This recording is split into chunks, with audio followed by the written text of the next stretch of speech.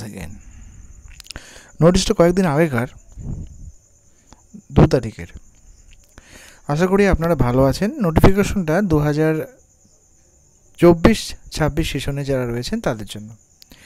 Colleges will be required to come to the university to clear deficiency return case for registration 2024-2026 session as per under noted schedule.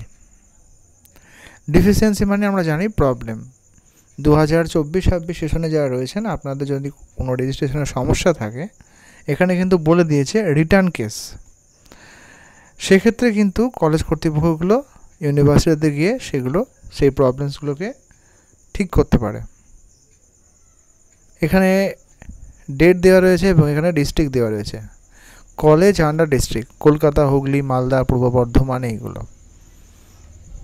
এটা চলবে up to 12 তারিখ পর্যন্ত এবং শুরু হবে 7 তারিখ পর্যন্ত।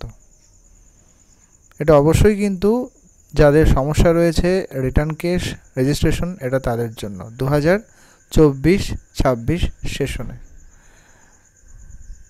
তাহলে বোঝাই যাচ্ছে যে আপনাদের যে ফার্স্ট সেমিস্টারের পরীক্ষা যেহেতু এখনও রেজিস্ট্রেশনে কিছু প্রবলেম চলছে তাহলে অবশ্যই কিন্তু আরও একটু লেট হবে। ধন্যবাদ।